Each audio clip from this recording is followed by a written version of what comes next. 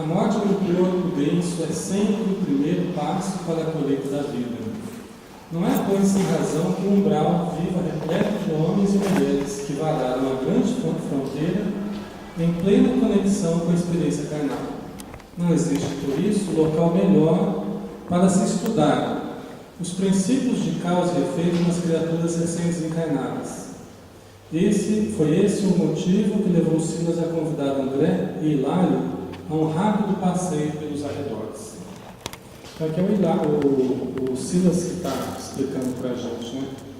Que não tem lugar melhor da gente estudar a lei de causa e efeito do que naquela região onde eles estão. Por isso que esse livro é tão importante, porque ali a gente encontra muito claramente os reflexos da nossa existência, né? Coisa que a gente não encontra, por exemplo, nos planos mais elevados, né? A gente encontra também o reflexo da nossa existência nos planos mais elevados pelas atitudes positivas que geraram consequências positivas, né? Mas o que está mais próximo de nós aqui, no nosso dia a dia, são os erros que a gente comete, são os deslizes, são os perigos que nos rondam e que a gente tem que saber se desvencilhar deles, né? As tentações, vamos dizer assim, os chamamentos que a gente tem todos os dias, né? E aí a gente vê o resultado disso nessa região. Então não tem região melhor para se estudar a lei de causa e efeito, né? Então, o umbral vive repleto de homens e mulheres que vararam a grande fronteira em plena conexão com a experiência carnal. Então, em plena conexão, não precisava estar tão conectado com a esfera carnal, né? Mas homens e mulheres que se apegaram tanto ao corpo, às posses, aos hábitos materiais, que não conseguiram fazer as transferências metafísicas, né, que a Joana de Jesus fala, não conseguiram fazer a transferência de objetivos transcendentes, não mais apenas objetivos materiais, né? O assistente comentou que as províncias infernais são mais adequadas às pesquisas em torno da lei de causa e efeito do que as regiões celestes, de vez que o crime e a expiação, o desequilíbrio e a dor fazem parte de nossos conhecimentos mais simples nas lides cotidianas, ao passo que a glória e o regozijo angélicos representam estados superiores de consciência que transcendem a nossa compreensão. Estamos psiquicamente mais perto do mal e do sofrimento. Então Silas está dizendo, olha, o bem superior, aquela coisa, transcende a nossa compreensão. Ele, inclusive, alguém que foi ajudado também nessa mansão paz, junto com o Druso também. Aliás, os dois têm uma história muito bonita, depois, na sequência do livro, a gente vai ver. Mas, por isso que nós também estamos mais próximos do sofrimento do que das regiões celestiais, né? Então, eles chamam aí as províncias infernais, né? Após transporem lá no portão, então eles foram andar fora da instituição, nos arredores da instituição. Então nós vamos ter um pouco dessa informação de como é que é o ambiente ali de fora, né? Após transporem lá no portão que dava acesso ao exterior, o grupo se deslocou a contemplar os quadros tristes em derredor. À medida que se afastavam, penetravam mais profundamente na sombra densa, cada vez mais espessa, alumiada, contudo, aqui e ali, por tochas mortícias, como se a luz nos sítios em torno lutasse no curso para sobreviver. Então, um ambiente obscuro, né? Treva densa ali ao redor, e essas tochas aqui e ali, iluminando de alguma forma o trajeto deles. Gritos, soluços, imprecações, blasfêmias emergiam da treva. Né? Tudo escuro ali, eles ouviam esses gritos, imprecações, tal. Aquele local situava-se numa zona posterior à mansão, em larga faixa superlotada de entidades conturbadas e sofredoras, que pareciam relegadas à intempérie, fora da área abarcada pelos muros da instituição. Então, são criaturas que estão ali à intempérie. A gente viu, né, das tempestades, a ventania, o frio, né? E até o Hilário perguntou por que elas não poderiam ser acolhidas ali dentro da instituição. Aí os instrutores disseram que não tem condição, que elas não têm preparo suficiente para isso, porque elas tentariam destruir tudo lá dentro. São almas conturbadas ainda, sem preparo para o socorro necessário. Mas estão ali por perto, né? Imprecações, o que significa? Imprecações, né? O significado lato, assim, eu não saberia dizer, eu precisaria de um dicionário aqui, né? Mas seriam reclamações, né? Esse tipo de... Foi isso que eu disse. Os espíritos estavam reclamando, estavam maldizendo, tem esse sentido, assim, né?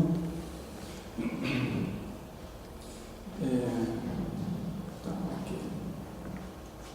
Elas estão fora dos muros da instituição, né?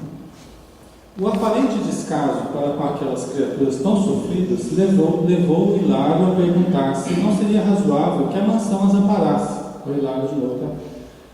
É como a gente, que estivesse lá, a gente também ia, puxa, vê tanta gente sofrendo, né? Vamos pôr tudo para dentro, né? O assistente explicou que aquelas entidades não apresentavam os necessários requisitos para serem assistidas.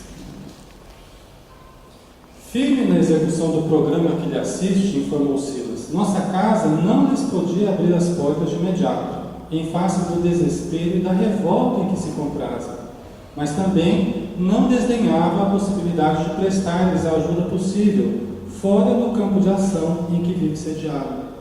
Então, essas expedições socorristas, elas são diárias ali. A gente vê a informação a respeito disso, né?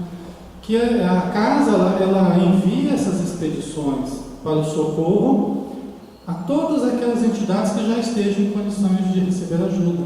Então, elas não estão relegadas ao abandono, jamais, né? Mas elas ainda não estão prontas. Aqui na matéria, assim, também, a gente tenta, às vezes, ajudar as pessoas, ao mesmo tempo que aceitam ajuda, reagem à ajuda também, recusam. Só querem ir até um ponto. A partir dali já não quer mais tanto, né? Você percebe que a pessoa está mal, está bem, mas ela quer ajuda até um certo ponto. A partir dali ela estabelece um limite, né? E você sabe que não é o suficiente para ela, não é o suficiente para ela. Ela teria que avançar mais, para realmente firmar nos propósitos, no equilíbrio e tal, mas a pessoa não entende. Então ela estabelece um limite ali para ela, que quem somos nós para ultrapassarmos esse limite? Né? Do mesmo jeito que essas entidades. O livre-arbítrio ainda é respeitado em todo e qualquer momento. Né? Então são entidades que elas ainda não querem profundamente a ajuda, embora elas reclamem e se digam esquecidas por Deus, tá? Mas quando a ajuda vem, elas recusam, não aceitam. Então, tanto na matéria quanto aqui, a gente vê essa situação, né? Ali se reuniam de maneira indiscriminada milhares de entidades, vítimas de seus pensamentos desvairados e sombrios. Quando superam a crise de perturbação ou de angústia de que são portadoras, o que pode perdurar por dias, meses ou anos, são trazidas à nossa instituição, que tanto quanto possível evita abrir-se às consciências ainda positivamente encravadas na revolta sistemática. Então, a primeira coisa que a gente vê aqui, né? Quando elas conseguem se subtrair às crises de angústia, né? De revolta ou de angústia, quando conseguem se subtrair, primeira coisa, né? E a gente, quando a gente está angustiado, quando a gente está magoado, quando a gente está desanimado, quando a gente está sentindo esses sentimentos negativos, a gente se sente no direito de tê-los. direito de ficar chateado, de ficar magoado, de ficar isso, aquilo. E a gente se sente até com uma certa razão por estar com aqueles sentimentos. Não, eu fui ofendido, eu fui isso, eu fui aquilo, e fica conservando esses sentimentos dentro da gente, né? Ok, a gente tem esse direito, só que o resultado será dificultar-nos a ajuda, seja na matéria, seja fora dela. Mas a pessoa fala assim, mas eu tenho razão, Alexandre, eu não tenho razão, porque a pessoa fez isso, fez aquilo. Tá bom, você tem razão. Você tem razão. Só que você tem que se amar também. Não adianta você ter razão e ficar lá se corroendo, né? De sentimentos que vão fazendo mal para a gente. Né? Ódio, ressentimento, mágoa, tristeza, injustificado. Então a gente tem razão, então usemos a razão que a gente tem, né? Porque a gente começa a usar só a emoção. E uma emoção conturbada, né? Porque nos sentimos no direito. Esses espíritos que estão nessa condição, eles se sentem também cheios de direitos. Eles também se sentem cheios de direitos. Só que esqueceram os deveres também. Né? O dever de perdoar, de compreender, né? De prosseguir, de avançar. É um dever que a gente tem também. Né? E quando a gente está assim, se a gente não tiver humildade de coração, não consegue, né? Aceitar que precisa modificar, que precisa perdoar, que precisa chegar de uma outra forma, né? Se não for humilde no coração, não consegue. Né? A gente passa a ver só o nosso lado, né, Inês? A gente passa a ver só os nossos interesses, as nossas necessidades e desconsidera as necessidades dos outros, esquecendo que somos todos filhos de Deus.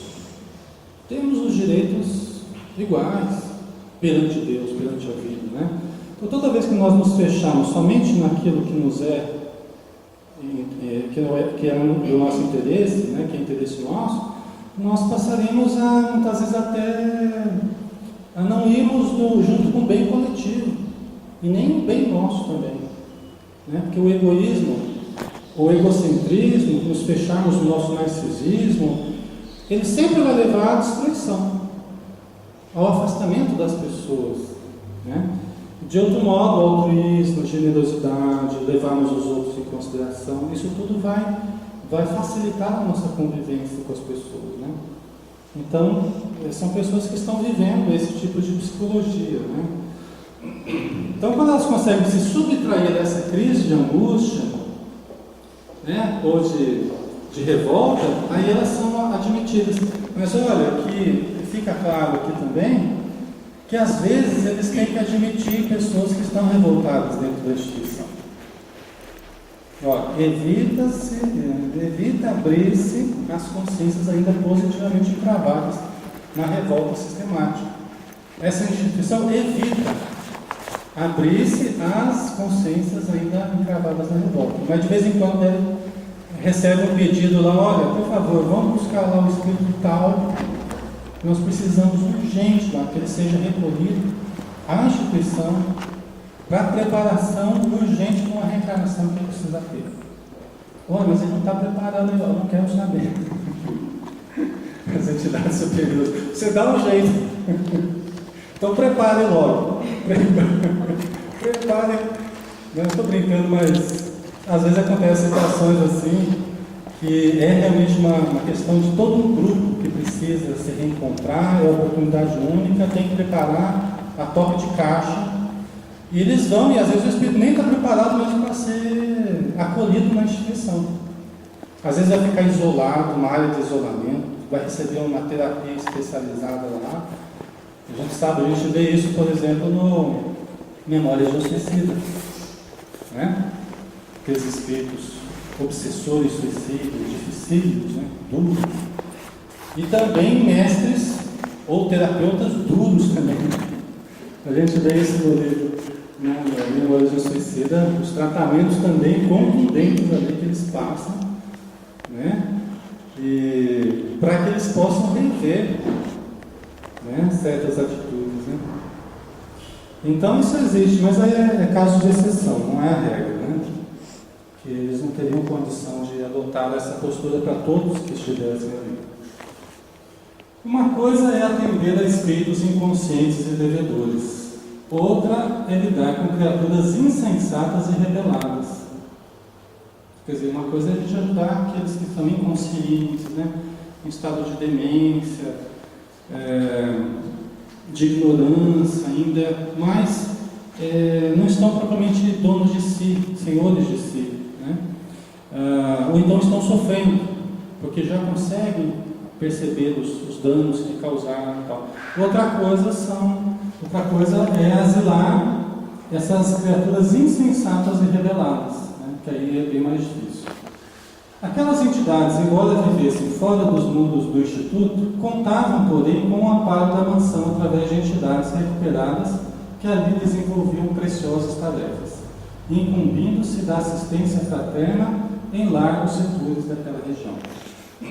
Então, as pessoas, conforme elas vão sendo auxiliadas na própria instituição, elas passam a trabalhar nas imediações por socorrer outras entidades, por tratá-las, por conversar com elas, como a gente vai ver depois na sequência, né? Tem uma área lá onde eles conversam com esses sofredores, né? Extramuros da instituição, né? Então, existe essa ajuda que vai sendo estendida aí. Através destas, o Instituto podia atender milhares de consciências necessitadas e saber com segurança quais os irmãos em sofrimento dignos de acesso à casa, após a transformação gradual a que se ajustam. O amparo não impedia, porém, os assaltos por parte de inteligências perversas, que ali eram também constantes, principalmente em torno das entidades que largaram cúmplices bestializados em antros infernais ou em núcleos de atividades terrestres. O que ele quer dizer com isso? O Silas está explicando aí, né? Que às vezes a casa ela sofre o assalto. Ela sofre o assalto dessas entidades, né? Vamos supor, nós abrigamos uma certa entidade sofredora que pertencia a um bando, uma quadrilha no plano espiritual. Aí, mas ela estava sofrendo, ela queria receber ajuda, nós socorremos, tá? Né? A instituição socorreu. Só que ela deixou cúmplices nesse bando de espíritos que ainda não foi socorrido. De vez em quando existe o assalto desse bando, tentando recuperar. A gente vê isso nas reuniões mediúnicas, né? Onde é que está o fulano de tal? Onde é que está o fulano de tal? Né? Porque ele entrou aqui e não saiu mais. E que nós estamos sentindo falta dele, porque ele era o nosso companheiro, né? Que ele ajudava no nosso trabalho lá. Né? Então nós viemos buscar ele. Onde é que ele está? Onde é que ele está escondido? Não é assim? Né? Quem participa das reuniões mediúnicas, né? E aí esse socorro vai se estendendo, porque esse que veio pedir contas também, frequentemente ele acaba sendo ajudado também, né? E acaba sendo a corrente de ajuda, né? Mas às vezes acontece esse assalto dessas entidades que, mesmo à distância, elas estabelecem uma influência sobre aquele necessitado. Lembra que a gente falou, não sei se foi nesse livro ou foi no outro, acho que foi nesse mesmo, daquela influência telepática à distância, que fazia que o doente entrasse numa alucinação, entrasse numa crise de angústia. O doente está institucionalizado e as entidades que estão fora vibrando na sintonia dele, e ele acaba entrando numa crise, porque ele não está forte o suficiente para se desligar totalmente do pensamento dos outros, né? Então é algo que precisa ser constantemente cuidado, né?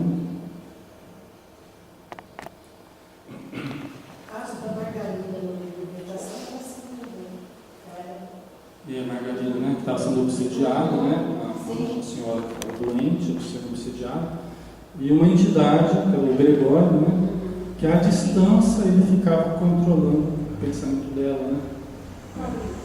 Libertação.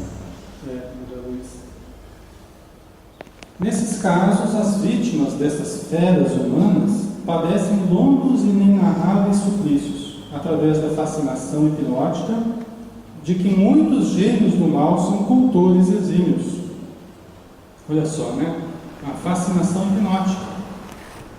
Então eles exercem, certos espíritos exercem um poder hipnótico sobre nós e sobre entidades já desencarnadas. Alexandre, como é que a gente consegue se livrar disso então? Como é que a gente consegue sair dessa influência?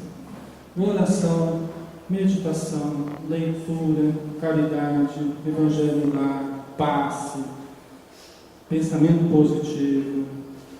Tudo isso faz com que nós nos desvencilhemos da sintonia mental com essas entidades.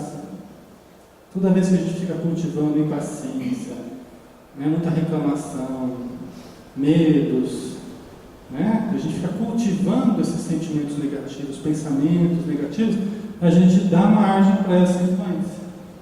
A gente facilita essa sintonia. Silas refere-se a esses fatos como fenômenos de flagelação compreensível que alguns místicos do mundo, em desdobramento mediúnico no reino das trevas, classificaram como sendo vastação purificadora.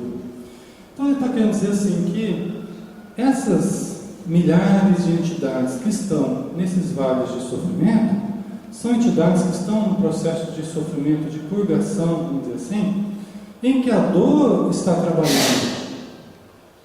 O remédio ali é o próprio sofrimento.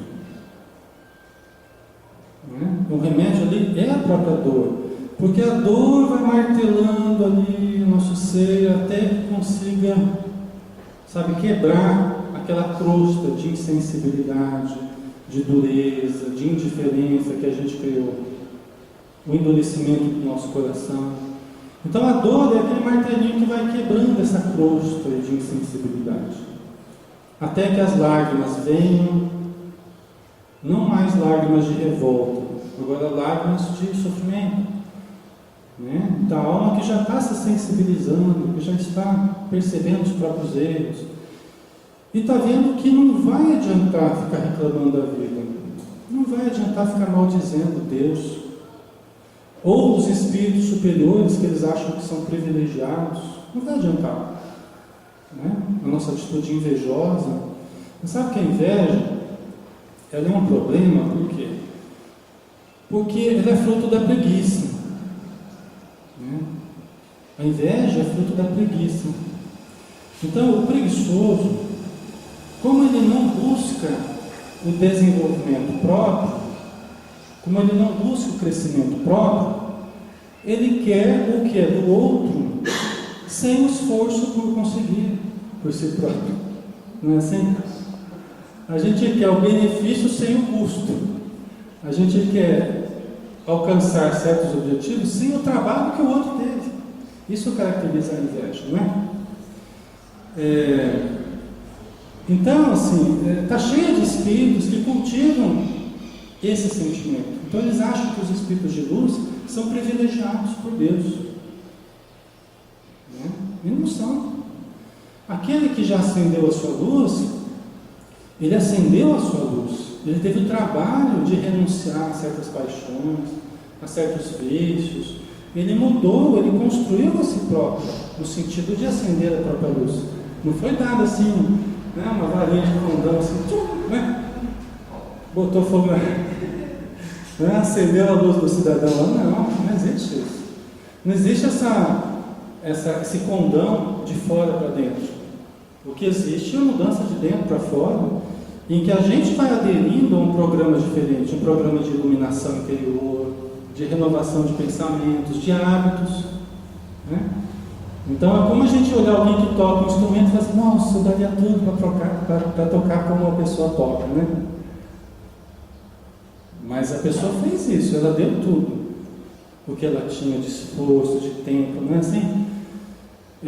De dedicação, horas e horas e horas ela se dedicando, deixou de fazer um monte de outras coisas para aprender a tocar um instrumento, violino, teclado, violão, qualquer coisa, para chegar a um ponto de tocar de uma famezinha, vamos supor, Então a gente não valoriza isso às vezes, a gente quer o que a pessoa tem sem esforço, por adquirir, Então esses espíritos, nessas regiões, eles estão percebendo isso. Eles estão começando a se conscientizar que tudo vai ter um esforço, vai ter uma busca, que nada virá de uma forma mágica, né? Não adianta reclamar. Como Hilário não entendesse o porquê da flagelação imposta àqueles espíritos, Silas ponderou, compreendendo-lhe o pesar. Indiscutivelmente, tanta dor reunida não seria justa se não viesse de quantos preferiram no mundo um trato diário com a injustiça. Não é claro, porém, que todos venham a colher o fruto da plantação que nos pertence? Quer dizer, o Hilário ele ainda estava com dificuldade para entender o porquê de tanto sofrimento ali. Aí é hora que as pessoas falam, por que Deus permite isso, né? É hora que as pessoas perguntam, mas por que Deus permite isso? Do mesmo jeito que Deus permite que a gente faça escolhas. E conforme as escolhas que a gente faz, se falar que a gente vai perder a liberdade, todo mundo reclama. Não, porque eu tenho minha liberdade, eu quero minha liberdade, né, para fazer as minhas escolhas. Tá, tua liberdade, está na sua mão, agora faça. Né? Aí a pessoa começa a fazer escolhas, que é o que todos nós fazemos. Só que aí a gente começa a fazer escolhas acertadas e escolhas equivocadas. Então é normal que aqueles que preferiram no mundo o trato com a injustiça, é normal que eles se encontrem nessa situação precária. Porque com a possibilidade de fazer escolhas, fizeram escolhas mal feitas, baseadas no orgulho, né, baseadas em sentimentos inferiores, na invigilância, é normal que encontrem esse resultado. Né? Que você estava falando ali, Alexandre, de inveja. Isso existe até dentro das famílias, né? Parentes, né? Sentindo isso por parente, muitas vezes irmãos, né? Entre irmãos. Existe, né? São sentimentos que existem dentro de todos nós, né? Em maior ou menor grau. Isso aqui é tudo, a gente está falando da gente. Nós somos os espíritos lá. Nós estamos aqui agora, numa vida relativamente boa, tendo condições maravilhosas, né? Mas ai de nós se não soubermos aproveitar os recursos que temos. Somos nós aqui. Às vezes acontece uma contrariedade de nada, a gente já fica revoltado. Não é? Às vezes acontece isso aqui com a gente, no dia a dia, a gente já fica todo, né? Todo desgostoso, todo chateado. Assim somos nós. Me coloco comigo nessa condição. Né? Isso aqui é um estudo de autoconhecimento. Né? E é por isso que o André Luiz traz esse conhecimento. É para que a gente perceba que nós aqui, nós podemos mudar o nosso destino. Senão a gente vai chegar lá e vamos ficar reclamando da vida também. A gente vai ficar reclamando que não teve oportunidade, que não teve chance, que não teve isso, que não teve aquilo, sem lembrar das inúmeras bênçãos que recebemos diariamente e que desprezamos. Né? Quantos recursos nós recebemos todos os dias e desprezamos. Preferimos aceitar outros convites, preferimos aceitar outros chamamentos e deixamos reuniões mediúnicas, deixamos trabalho aqui e ali, deixamos estudo, deixamos um monte de coisa que poderia nos tornar melhor, poderia nos fazer mais sensíveis, mais amorosos e tal, mas ficamos ouvindo outros convites. E as entidades que ficam ali tentando nos arrastar para o mal, elas acabam ganhando espaço na nossa vida, porque nós deixamos. Né? Gente, por exemplo, os trabalhos espirituais, a busca espiritual, sabe uma coisa que a gente vê? Constância, sabe? Empenho, é tudo. A gente vê ao longo dos anos as pessoas que crescem, as pessoas que se desenvolvem, é determinação, é disciplina, é constância, é tudo na nossa vida, gente. Tudo. Não importa se o problema é grande ou pequeno, não importa se a pessoa tem muito sofrimento ou pouco sofrimento, se ela busca com boa vontade e perseverança, ela vence tudo. Ela passa todas as dificuldades, ela supera tudo. Entendeu? Mas, quando eu tenho uma vivência muito interrompida, a gente deixa que tudo entre na frente da nossa busca. E a gente faz uma vida desorganizada, estabanada, corrida, em que a gente não estabelece prioridades e não se determina conquistas no campo espiritual, depois a gente pode reclamar, mas nós não fizemos por onde construir de uma forma regular a nossa vivência. Então, né, isso é tudo, a gente percebe que é tudo, né? Então, cada um segundo as suas obras, né? Isso, Alexandre, Oi. é uma conquista nossa, o Uma nosso dia a dia. conquista. Porque vai aparecer empecilhos de várias formas. Então você vai lutar. Sempre. Sempre. Né? A gente pode ficar enrodilhados, amarrados aos problemas de toda sorte, porque eles vão surgir. A gente sempre vai ter problema. Né? Sempre, graças a Deus, os problemas eles nos fazem exercitar a inteligência, né? Mas se a gente não consegue se subtrair aos problemas, aquilo que fica tentando nos prender, nos agarrar, se a gente não conseguir se subtrair disso, a gente vai ficar lá preso à angústia, preso aos temores, às inseguranças, por livre e espontânea vontade. E quando a gente coloca no segundo plano buscar as coisas de Deus, a gente deixa para um segundo plano, né? Falando, hoje eu não tive tempo para isso, eu não tenho tempo para isso, mas eu não tenho tempo para ir lá fazer isso hoje na casa espiritual. Já estamos abrindo brecha, né? Sim. Porque aí, como que se a gente consegue tempo para tudo, por que não para as coisas de Deus? Sim. Né? Não, você pega uma festa, nossa, a gente acha que aí a gente se prepara meses com antecedência para uma determinada festa, né? Mas chega naquelas coisas que dizem respeito ao que é eterno, né? A gente acaba sendo displicente. E se não percebermos isso, as oportunidades vão passando e a gente vai ficar com a festa, né? Ou com as festas, né? Nada contra as festas, né? Mas assim, é só um termo de comparação para a gente entender os nossos valores. Quais são os nossos valores, né? Então vai depender depois das consequências que a gente vai ter. Né? Porque não é justo, né, na hora que você está necessitando de ajuda, se você não fez a tua parte, né? Tipo, buscando Deus, vindo na casa de Deus, vindo no final de junho, pondo em primeiro lugar, todas as coisas que a gente participa. Aí não é justo a hora que a gente está passando por dificuldade, falar, mas agora eu lembro, agora eu preciso de ajuda também, não é? E acaba acontecendo, né? Uma coisa aperta, aí que a gente vê como as pessoas estão muito necessitadas, tudo perde o sentido. E a busca espiritual, a busca de melhoria acaba sendo mais importante. Aí quando a pessoa está muito complicada mesmo, não se sente bem em lugar nenhum e tal, aí ela pega firme nas coisas, ela começa a ver, toma passo, ouvir palestra e tal, melhora com a beleza.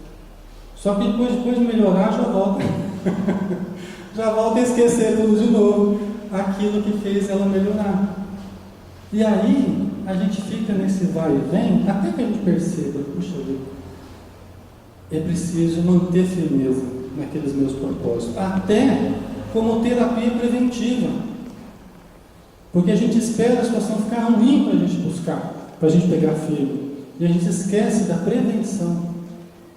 Né? E a gente fica remediando situações, apagando incêndio, né? Quanto a gente poderia viver muito bem dentro de uma firmeza, de uma disciplina maior. A gente poderia viver muito bem, muito feliz, equilibrado, né? Mas a gente tem que perceber essa realidade. Eu falo por mim, sabe? Porque assim, quando eu venho aqui quando é quintas-feiras, né? Ajudar no passo, eu palestra aqui. Certo. E quando eu não venho, às vezes alguma coisa me impossibilita mesmo, aí no outro dia eu não me sinto bem. Aí então eu faço de tudo para eu ver, sabe? Porque para mim é importante essa dedicação. A gente vai percebendo aquilo que nos sustenta, né, Inês? Eu também. Tem as coisas que eu faço durante a semana que eu percebo que me sustentam. E se eu começar a descuidar daquilo que me sustenta, aí já começa a balançar a coisa. Então a gente tem que começar a perceber e se convencer de que eu tenho algumas necessidades, eu tenho que perceber certas necessidades que eu tenho.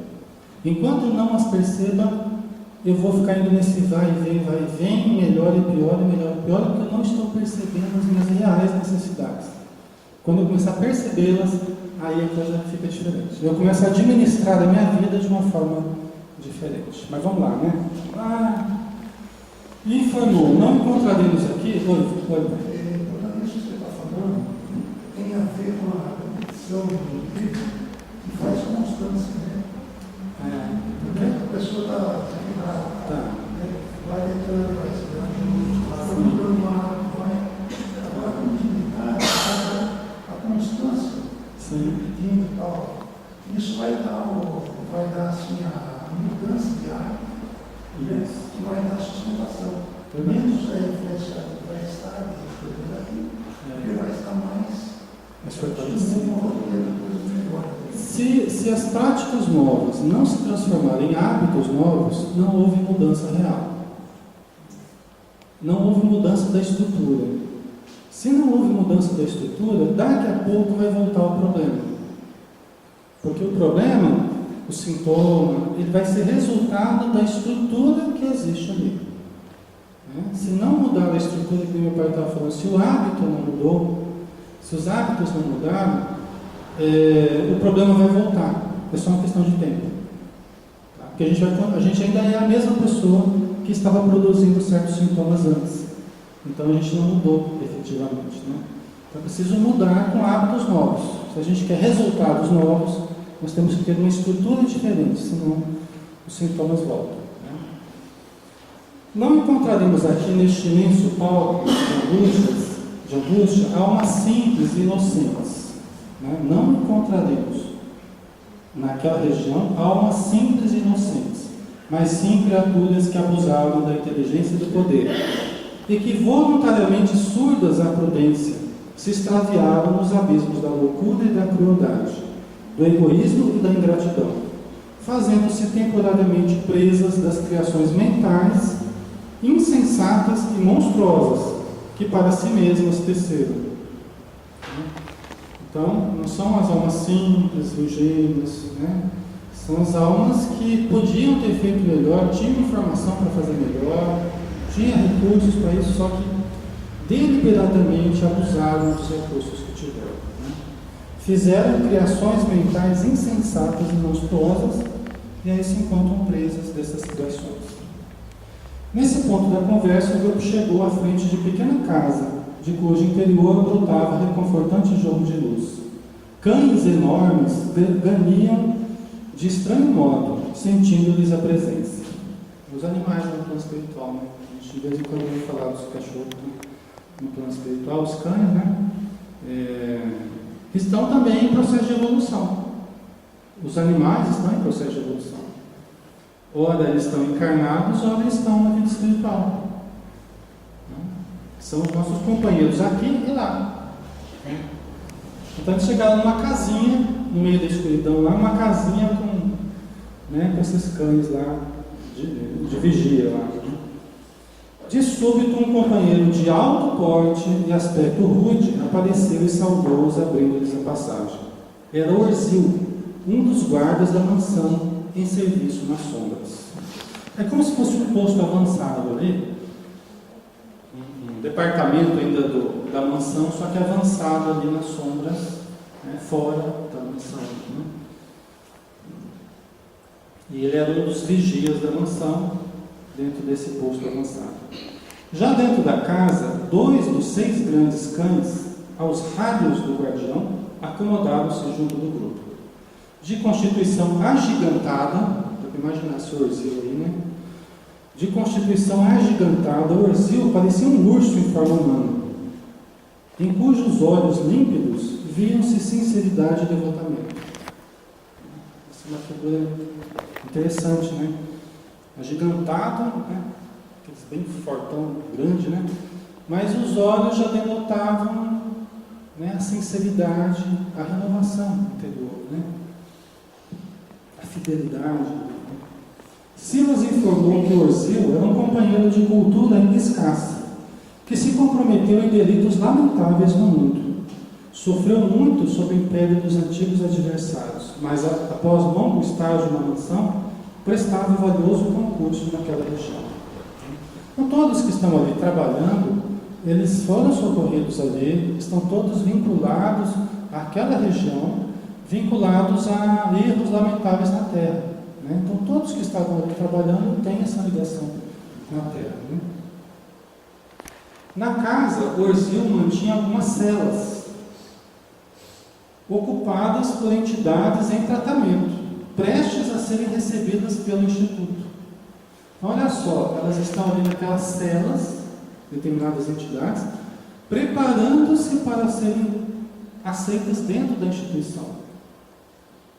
Então, é um lugar mais precário do que a instituição e que é intermediário, né? Purgatório dentro do purgatório, dentro do... Né? Interpelado pelo assistente, o companheiro informou que a tempestade ocorrida na véspera trouxera imensa devastação e provocara muito sofrimento nos pântanos, referindo-se, nesse caso, aos precipícios abismais em que se debatiam milhares de almas infelizes e conturbadas. Então, ali é o que rodeia a instituição, os pântanos, os abismos, né? Onde o sofrimento é intenso. Almas que estão ali atoladas naquele pântano. Né? E que houve uma tempestade na véspera, né? E aí o Orzil estava informando a eles: olha, houve muito sofrimento nos pântanos, a tempestade trouxe uma devastação muito grande. Como aqui? Dá uma tempestade aí, né? E aqueles que estão desabrigados, aqueles que estão ao sabor das dificuldades, sofrem mais. Né? E lá indagou se seria possível atingir semelhantes lugares para aliviar os quem ali padecem. O Orzil, muito triste e resignado, respondeu: impossível. Impossível. Quer dizer, não seria possível atingir esses lugares lá. Pelo menos nesse momento aqui. Talvez em função da destruição que houve, né? A gente não sabe. Silas complementou: os que se agitam nestas furnas jazem, de modo geral, quase sempre extremamente revoltados, na insânia a que se entregam. Fazem-se verdadeiros demônios de insensatez. Geralmente, quando eles vão em grupos grandes, ou mais ou menos grandes, com material de defesa, com pessoas preparadas para a defesa, né, do grupo. Eles vão com bastante gente para impor um certo respeito. Então eles não ficam lá de dois em dois, descendo nesses ambientes, que seria muito perigoso.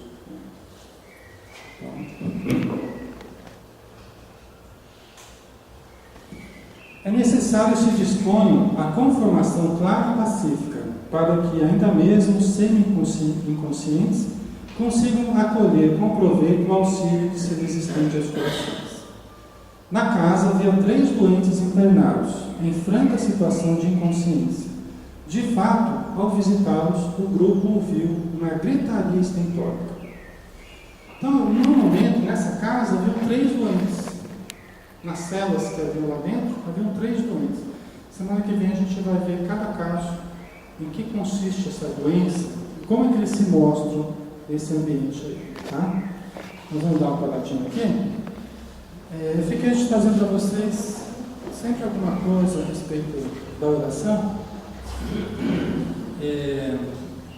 Rapidinho, a gente vai baseando no livro A Prece Segundo os Espíritos, do Divaldo, e trazer essa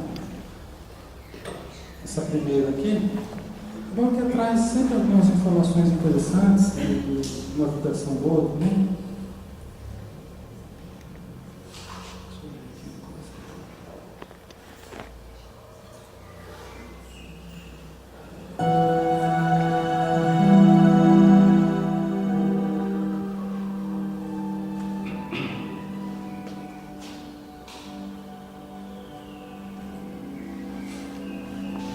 Bênçãos da oração. Todo esforço que envidarmos para comungar com Jesus é meritória realização que nos situa em paz. Citação essa receptiva para desdobrar valores que jazem inatos dentro de nós. O botão de rosa, osculado pela luz solar, abre-se a desatar perfumes. o charco e apodrecimento na própria miséria, sob as carícias da luz, renova-se, libertando-se a pouco e pouco das condições deploráveis. O coração humano, visitado pela sublime luz do céu, amplia suas fronteiras de amor e agasalha uma multidão de aflitos. Orando, o Cristo falava ao Pai. No intervalo da oração, escutava Deus. Orando, foi preso numa cruz. Em silenciosa prece, despediu-se dos homens a fim de retornar logo mais. Oremos infatigavelmente e não seremos surpreendidos pela frialdade das lutas anestesiantes. Oremos, e a ardência das paixões não nos conseguirá aniquilar. Orando, ofereceremos oportunidade aos nossos irmãos em trevas para que se penetrem de luz. Orando, dar-lhe-emos o pão da esperança e o orvalho refrescante da paz, executando o nosso dever puro e simples no ministério do auxílio fraternal. Mediante a prece, o cristão decidido se encontra em permanente atitude de doação e recepção, podendo colher as bênçãos que se multiplicam durante o intercâmbio com as usinas poderosas da vida maior, enquanto ora. Ok. Então fica aí sempre uma lembrança da importância do orar, né? Todos nós podemos utilizar.